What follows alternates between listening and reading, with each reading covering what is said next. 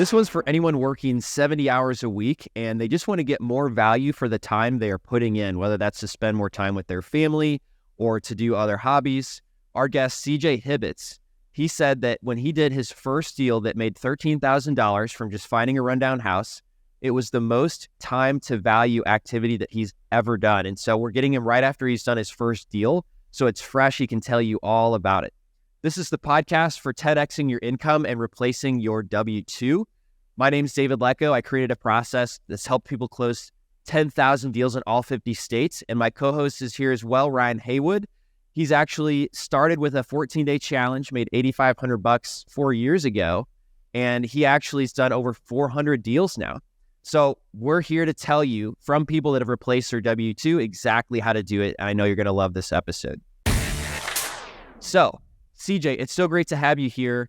I was really blown away that you did $13,000 on your very first deal. That's actually more than Ryan. So you must be on a great trajectory starting off there. How did you do it?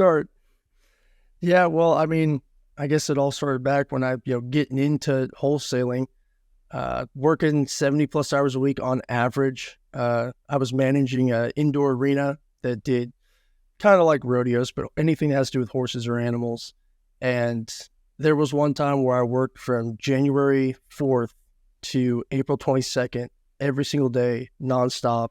And I averaged closer to 80 for that time period. And I was like, there's got to be something else, kind of maxed out the amount of money I could make doing a job like that. So I heard about, wholesaling, real estate, investing, and I just kind of was thinking, I don't know if that's, one of those get rich quick schemes or something. I hear stuff like that all the time. And then I found Zach Booth, and our core values really lined up well on that. We're not trying to scam anyone. We're not trying to do anything. We're going to be transparent through this whole process of buying, a rundown property or someone that just needs to sell for whatever reason it may be. So yeah, started the course, learned a ton of stuff, and had a few mistakes along the way, few deals that didn't work out. But yeah, no, I found a house, tenants in place, had just really good opportunity. And I sent out postcards. So I sent out 300 postcards my first run, just because I was thinking, hey, why not try it out? I bet cold calling will work a little better, but why not send out postcards? And I actually went on a small vacation for a week to Tennessee. And I'm out there, I had my 300 postcards sent out, and I get a call from a postcard. And I was thinking, well, heck, that's kind of nice because, when I'm over here in Tennessee, I can't really drive the areas I want to drive because I live in Texas. And so I went back to my list, sent out 1,500 postcards that day, and then got multiple calls from it. Got a call from a lady. She's in her late 80s. Super sweet lady, Mrs. Wages. And she told me, hey, I'm totally interested in selling my house. Why don't you give me a call? We can set up time for you to come visit. So I called her and no answer. I'm thinking, okay, well, tried calling her again the next day, again the next day, again the next day, and then again on the 5th day. No answer, straight to voicemail every time. I'm thinking, well, heck, I guess she changed her mind, doesn't want to talk to me. So I went along my business, kind of going to other houses, trying to make other deals happen, and just kind of forgot about that. Well, she kept calling me for probably a month. And I'm thinking, well, I guess this lady does want to sell her house, but I can't get a hold of her. So then she calls me again, leaves a voicemail, goes, if you want to see the house, come to, the property, 2:00 this day. Thinking, all right, great. So I tried to call her back, tried leaving a voicemail, and we kind of just left messages through voicemail for a month straight. So I went and viewed the house. She wasn't there because she didn't get my voicemail that I was going there. Met the tenants. Everything was awesome. I really liked the house. And again, after that, probably another 3 weeks before she finally left another voicemail, gave me the address to her house and said, come on down, we'll meet and talk about it. So that I went over there, met and talked to her, and we finally kind of agreed on a price and made a deal. Wow. Yeah. So back when you were working 70 hours a week, What did that feel like to your body? Were you not sleeping well, or were you pushing off like family obligations? What Oh, were you yeah. giving up that you really wanted to change? Oh, time more than anything else. I mean, I'm a big family guy. I love, I don't have, I've always worked a bunch and I enjoy it. I enjoy working. But I do like the opportunity to just leave kind of whenever I want, have a kind of a set schedule that I can work off of, because my brother actually plays pro ball up in Montana right now and never saw a single game because I was working. You didn't. Wow. Single. Yeah, it was his first season in the pros, never saw one game. So that stuff kind of hurt, and it was just everything like that. I mean, I'd be at the arena feeding animals and doing stuff, Christmas Day, Thanksgiving, everything like that. So it was time more than anything else that was just killing me with that job. Mm-hmm. Yeah. It's good that you get to buy back some of your time through wholesale. Yeah. I want to try to dig in to that experience a little bit more. I want to know, like, when you walked the property, what were you looking for?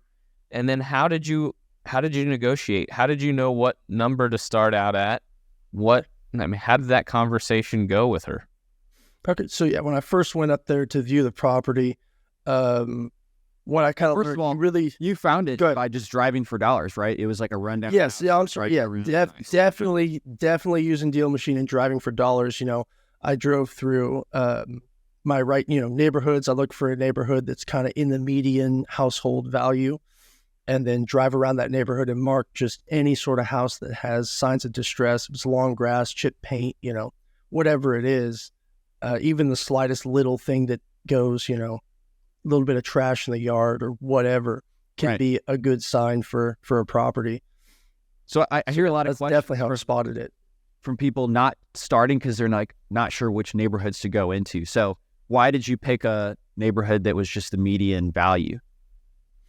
That's what I was taught. But the thing is, so like if you're driving for dollars, you kind of want to get 100 houses pinned per hour. So if you're under that, the neighborhood might be a little too less. It might not be too. It'll be too nice for a neighborhood if you're under that. And if you're over that, it's probably a pretty rough neighborhood that investors might not, everyone's going to invest in something. It's fine if you drive a nicer neighborhood or a not so nice neighborhood, but to get enough numbers and pins that you want, it's nice to be in that 100 houses per hour range for me. Got it. Was there any other criteria besides that? Picking an area to drive in. Correct. I like to find kind of growth areas. So the town that I was driving in was a town that was big at one point in time. It's an old cotton mill town. So it boomed up really big and then it died. And now we have a bunch of new highways coming in around it. We have huge growth coming in from Dallas down to Greenville, Texas. That's where the house was. So for me, I thought it was a great spot that more of my investors would want to invest in. So Copy. I do like it close to a major city for sure. And so this particular house, what did you notice about it? Do you remember? Did it have like a broken window or something like that? So it was fun. There was actually like a little bit of not trash, but old rundown truck on a trailer sitting in the driveway. All the siding, some of the siding was rotten, some was kind of falling down, no gutters, just tons of leaves on the roof and around the yard.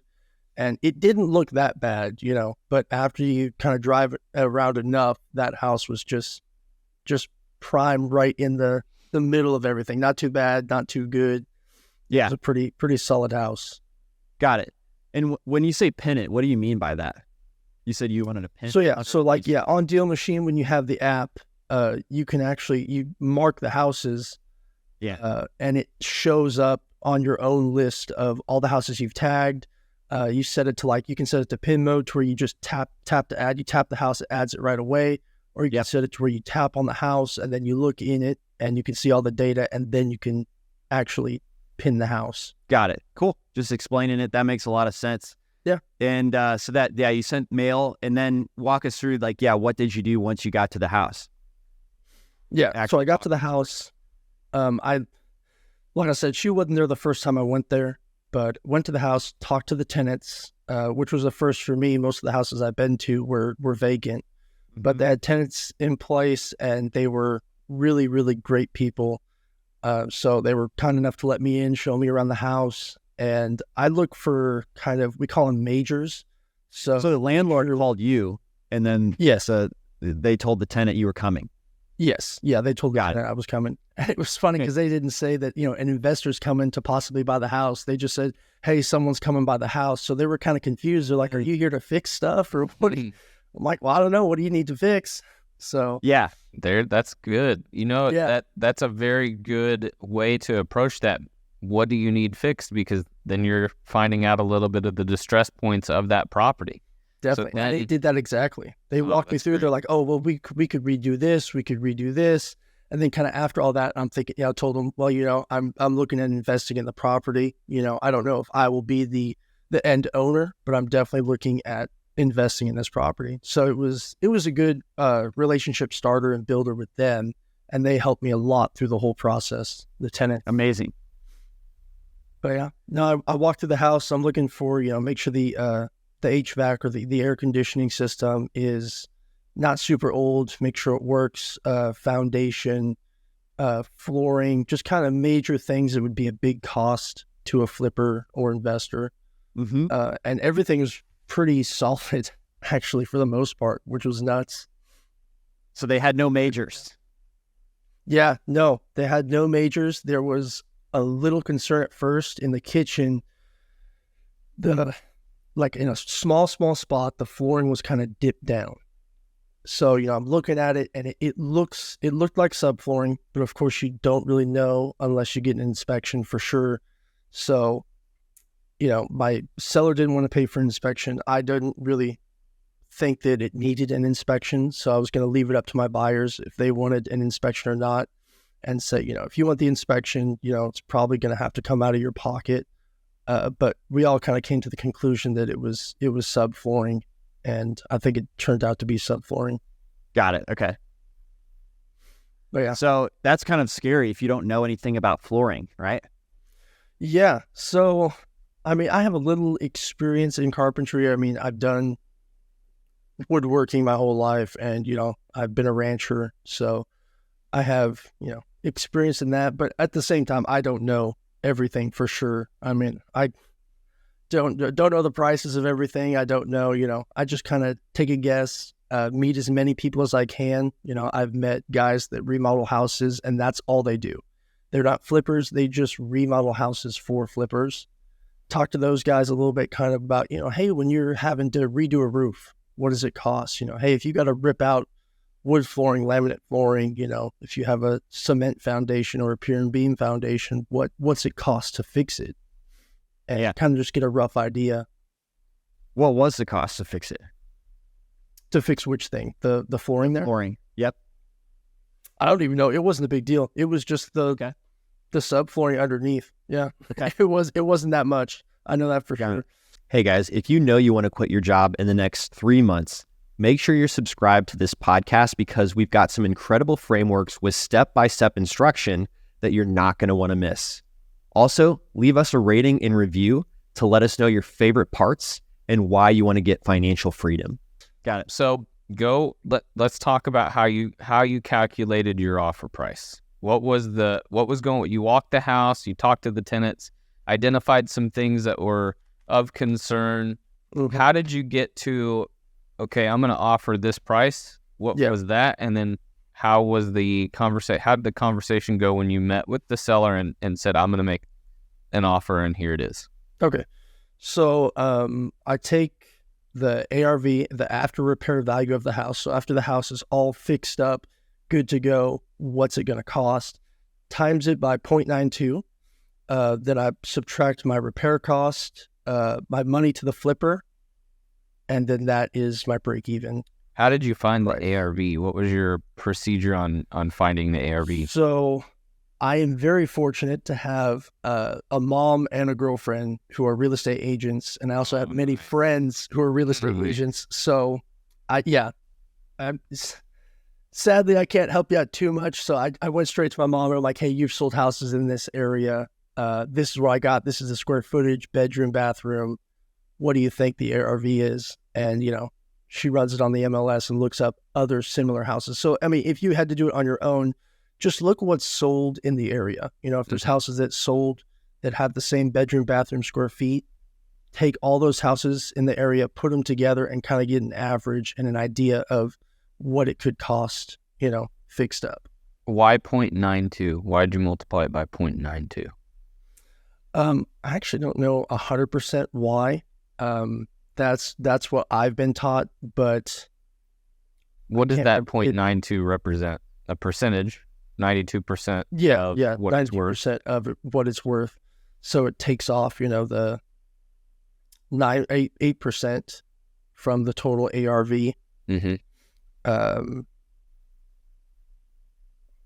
Yeah, I really can't tell you. That's fine. So, but one thing I love is you have a coach, right? Zach Booth's your coach. Yes, I do have. You're just implementing what he says without needing to know all of the details. And I think that's the important takeaway is huge. A lot of people get stuck in analysis paralysis. I'm one of them when I'm like, man, I don't really know what the value of this house is. So it prevents me from even like texting back the seller sometimes because I get that pit in my stomach. But you're moving forward with the advice from somebody who's been there, done that. And you're just taking the next step. Oh yeah, it's been hard for me for this process because I am the kind of guy where I want to know the entire picture, everything A to Z. I want to know it all before I make one decision.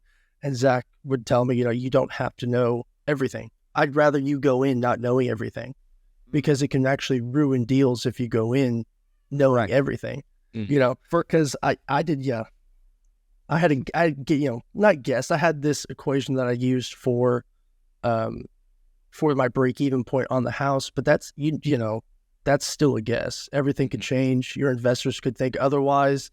There could be something hidden in the house that you didn't know about. That's a big problem. So you really just have to do it. And that's what I was telling Zach the other day. It was all about just doing it. Just go out and drive, tag houses, meet with people. Who cares if you know a price or not? You will figure it out if you're motivated enough to find a way. Yeah. So, okay. So ARV times 0.92 minus repair cost. What did you do in this case to estimate your repair cost?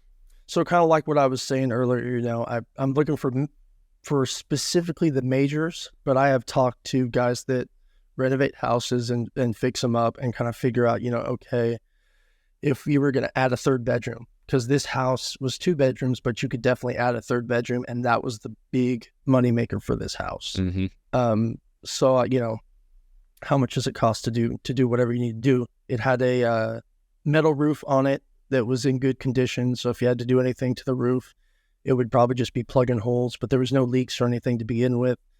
A little bit of water damage on the ceiling from a vent fan from an old stove that they just kind of left there, but nothing major, mainly just stripping paint, repainting stuff, putting stripping back on the siding of the house, just stuff like that. No major things, adding gutters around. So nothing was looking like, oh, that's a $10,000 fix, or, that's a $50,000 fix. It was all just kind of $5,000 total probably to do minor repairs on the entire house. And then if you were adding a room and stuff, that would be a bigger cost, but I wasn't too worried about that because I did not include that in my ARV. Okay. So I included just what the house was, 2 bedroom, 1.5 bath in my ARV. Yep. And ARV is after repair value. So it's what it's worth in perfect condition. How did you calculate that? So yeah, like I said, I asked real estate agents. Honestly, they really can be your best friend. There's kind of a little tension, I would say, between wholesalers and real estate agents, but really we can help each other out so much. So definitely make some real estate friends and talk to them. I mean, they're selling houses all the time in certain areas, and most of the time they are completely fixed up nice houses. Sometimes they're not, but they have sold a lot of new houses, fixed up houses, and they deal with flippers as well. So I asked them, hey, order houses in this area that are fixed up, selling for, and we kind of would look at the MLS and what, pictures taken of the inside, make sure it looked nice and updated, and then use that to find my ARV of the house, as long as I had the same bedroom, bathroom, and square feet. Yeah. Okay, last thing for me now, the conversation with the seller. So you've got your numbers. Yeah. How did that presentation go? It was kind of funny. So I went to her house and she answers the door. We go and sit down and I'm thinking, all right, well, let's get comfortable. Let's just get to know each other a little bit first. And this lady, I think she's 87 or 88 years old. I start talking and I'm pretty comfortable and relaxed when I'm talking to someone, just trying to get them to not really be my friend, but just, have fun, share a story or two. She looks me dead in the eyes and she goes, I've sold real estate my entire life. I've bought tons of properties. I'm not going to play any games and you're going to tell me a price right now. And I went, well, shoot. Okay.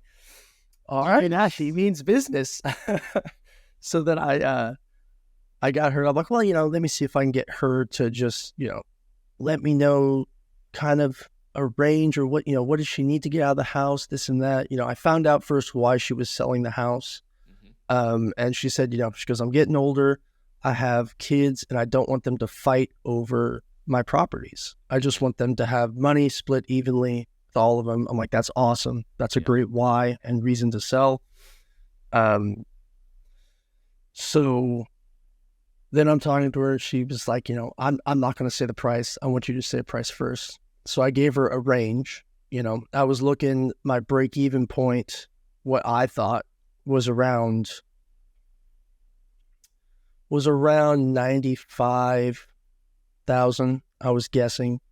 So I around 100,000, but I made the mistake of saying, here's my range, and it was 80,000 to 100,000. And she goes, I think you're spot on. I went, shoot.